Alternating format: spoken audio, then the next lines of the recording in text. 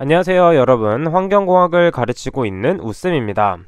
이번 시간은 제1과목 수질 오염 개론 중 마지막 챕터인 챕터 6 수자원 관리에 대해서 배워보도록 할게요. 책은 64페이지를 펴주시면 됩니다. 자, 여기서 먼저 배워봐야 될 것은 첫 번째, 휘플의 사지대에 대해서 배워보도록 할게요. 자, 휘플의 사지대는 그래프와 함께 보도록 할 건데, 그래프를 한번 그려보도록 하겠습니다. 그래프를 Y축 그리고 X축을 그려보도록 할게요. X축을 쫙 그려서 이때 X축은 거리입니다. 거리. 그리고 Y축은 농도라고 생각을 해보도록 할게요. 자, 그러면 우리가 앞에서 배웠던 수질오염 지표를 통해서 어떻게 그려지는지 한번 보도록 하겠습니다. 먼저 DO 곡선. DO 곡선은 유입물이 유입되면 약간 이렇게 스푼 형태로 만들어지죠. 스푼 형태. 이것은 DO 그래프. 그 다음에 BOD를 그리자면 BOD는 DO가 소모될수록 감소되기 때문에 약간 이렇게 내려가는 그래프 BOD. 그리고 SS는 점점 깔리는 그래프, 이런 식으로 SS. 그 다음에 두 개만 더 그려보도록 할게요. 혐기성 상태일 때 나타나는 암모니아 NH3. 그 다음에 나타내는 것은 주황색으로.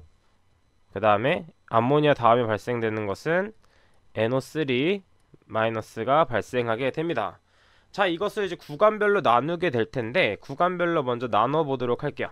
흰색, 검은색으로 해서 구간별로 나눠 보도록 하겠습니다. 자, 첫 번째 구간, 그 다음에 두 번째 구간, 그 다음에 세 번째 구간, 네 번째 구간, 이런 식으로 나눌 수가 있어요. 자, 그럼 보게 되면 첫 번째 구간, 1구간, 2구간, 3구간, 4구간에 대해서 설명해 보도록 할게요. 자, 휘플의 사지대는 첫 번째 구간은 분해지대입니다. 분해지대. 자, 분해지대에서는 그래프를 보는 것처럼 DO가 감소를 하게 됩니다. DO가 감소를 하고 곰팡이인 펀지가 출현을 하게 되죠. 펀지가 출현을 하게 됩니다. 자, 그 다음에 어떤 것이 일어나냐면 펀지가 심하게 발생하면서 pH도 감소하게 됩니다. 왜냐하면 pH가 감소하는 이유는 산소가 감소할수록 pH는 감소하게 됩니다. 산소가 감소할수록 pH는 감소합니다. 따라서 분해지대에서는 BOD가 감소하고 DO도 감소하는 형상을 볼 수가 있어요. 자, 그럼 이제 두 번째 섹션으로 넘어가서 두 번째 섹션은 활발한 분해지대입니다. 활발한 분해지대.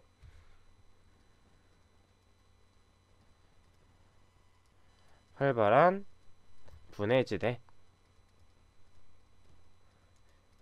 활발한 분해지대는 DO 곡선이 정말 중요한데, DO 곡선에서 가장 밑에 있는 점, 임계점이 나타나는 곳입니다.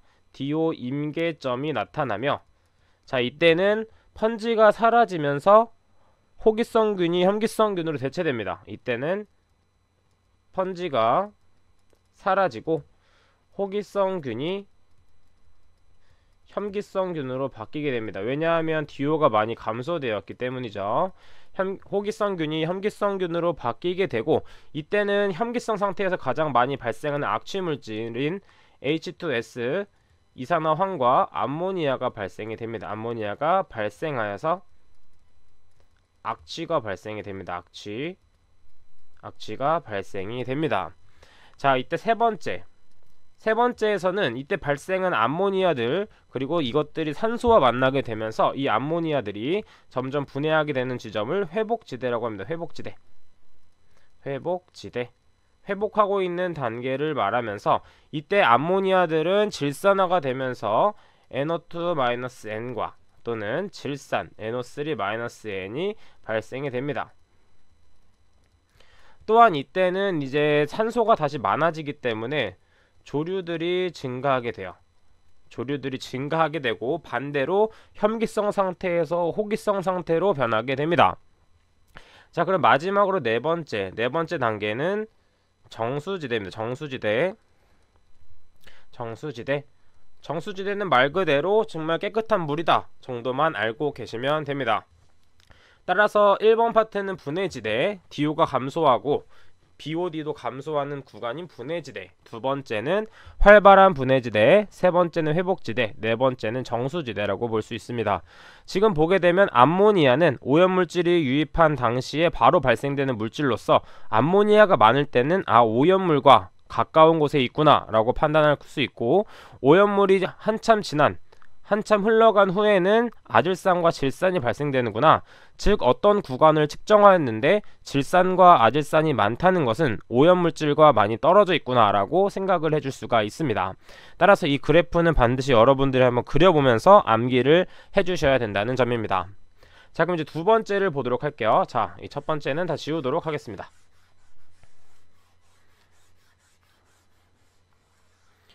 두 번째는 어떤 것을 볼 거냐면 자정계수에 대해서 배워보도록 할게요. 자정계수.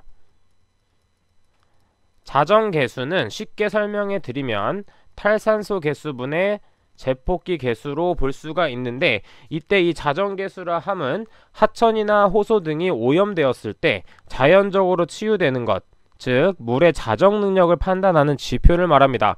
자, 이때 K1은 BOD 공식에서 많이 사용되는 탈산소 계수입니다. 탈산소 계수. 그 다음에 K2는 제폭기 계수입니다. 쉽게 생각하면 탈산소 계수는 산소가 날아가는 거기 때문에, 날아갈 때는 위로 이렇게 날아가겠죠, 기체이기 때문에. 그 다음에 제폭기는 다시 물속에 산소를 재주입한다고 생각하시면 됩니다. 따라 제폭기는 그래서 위에서 이렇게 내려온다 라고 생각을 하시면 자정계수에 대해서 쉽게 이해를 할 수 있습니다. 자, 이때 중요한 포인트 중 하나가 있는데, 이때 포인트 자정계수가 언제 증가하고 언제 감소하는지에 대해서 한번 보도록 할게요. 자, 자정계수라 함은 점점 자정이 잘 되는 것이기 때문에 제폭기 계수가 커져야 됩니다. 자, 그렇게 되기 위해서는 빠른 유속이 필요해요. 유속이 빠를수록 제폭기 계수가 커지기 때문에 이땐 자정계수가 같이 커지게 됩니다. 빠른 유속이 필요하며, 이때 또한 깊은 물보다는 얕은 수심에서 자정계수가 더 높은 것을 볼 수가 있어요. 자, 그럼 세 번째로는 큰 구배가 크다는 것은 위에서 아래로 내려오는 물의 낙상에 대한 힘이 크단 얘기로 높은 곳에서 아래로 떨어진다 라고 생각을 해주시면 됩니다. 예를 들면은 일반 잔잔한 시냇물보다는 폭포 같은 곳이 자정계수가 크다고 볼 수 있어요. 왜냐하면 높은 곳에서 아래로 떨어지면서 산소가 같이 발생하면서 이게 자정계수가 커지게 되는 것입니다. 자, 그다음 마지막 네 번째로 중요한 것은 수온에 따른 것인데, 보통 일반적으로 생각할 때는 수온이 높아지면 자정계수 당연히 커지겠다라고 생각을 하실 수 있어요. 하지만 이때 탈산소 계수는 1.047이라는 상수를 가지고 있고, 제폭기 계수는 1.018이라는 개수를 갖고 있습니다. 자, 이때 지수에는 T-20이라는 게 붙어요. 즉 20도까지는 온도가 올라갈수록 제폭기 계수가 더 커지지만 20도 이후로는 온도가 높아질수록 탈산소 계수가 더 커지게 됩니다. 따라서 20도씨 이후에는 수온이 낮아질수록 자정계수가 커지게 되는 것이요. 이건 커지는 조건. 이거는 암기하실 필요는 없는데, 참고적으로 수온이 높아지면 자정계수는 낮아진다, 이런 보기가 많이 출제가 되므로 반드시 이런 식으로 암기를 해주셔야 됩니다. 자, 그러면 이제 문제를 통해서 한번 보도록 할게요. 자, 책으로 넘어가도록 하겠습니다. 자, 챕터 6 수자원 관리 뒤로 한 번 더 넘어가서 문제를 풀어보도록 할게요. 자, 하수 등의 유입으로 인한 하천의 변화 상태를 휘플의 사지대를 나타낼 수 있습니다. 자, 그중 활발한 분해지대에 관한 내용으로 옳지 않은 것은, 자, 1번부터 보도록 할게요. 자, 활발한 분해지대는 DO의 임계점이 있는 곳이죠. 자, 그럼 1번, 용존산소가 없어서 부패 상태이며 물리적으로 이 지대는 회색 내지 흑색으로 나타낸다. 맞는 보기가 되겠고, 두 번째, 혐기성 세균과 곰팡이류가 호기성 세균과 교체되어 번식한다. 자, 이때 활발한 분해지대에는 호기성 세균이 별로 없고 혐기성 세균이 증가하게 되는 것이죠. 또한 균류, 곰팡이류는 사라지게 됩니다. 따라서 2번이 틀린 보기가 되겠습니다. 자, 그럼 3번도 보도록 할게요. 수중의 CO2 농도나 암모니아성 질소가 증가합니다. 왜냐하면 혐기성 상태에서는 암모니아성 질소와 이산화황이 증가되기 때문에 악취를 유발하게 되는 것입니다. 따라서 3번도 맞는 보기가 되겠고, 4번 화장실 냄새나 이산화황에 의한 달걀 썩는 냄새가 난다. 하수 같은 데 보면은 썩는 냄새 많이 나죠. 왜냐하면 혐기성 상태가 유지되게 되면 썩는 냄새가 많이 나게 됩니다. 자, 계속해서 밑에 책을 보도록 할게요. 제가 한번 그렸던 것들인데 여기서 중요한 포인트들은 DO 곡선, 그 다음에 BOD 곡선, SS, 그 다음에 암모니아, 그 다음에 질산이온에 대해서 보시면 되고, 밑에는 그냥 참고적으로 한번 보시면 됩니다. 제가 앞에서 그려드렸던 그 그래프를 통해서 암기를 하시는 게 정말 중요한 포인트입니다. 자, 그럼 다음 넘어가서 두 번째 자정계수. 자정계수도 제가 한번 설명드렸죠. 자, 여기서 중요한 것은 탈산소 계수분의 제포기 계수로 나타낼 수 있으며, 우측에 자정계수가 상승하는 조건도 체크하고 같이 암기를 해주시면 됩니다.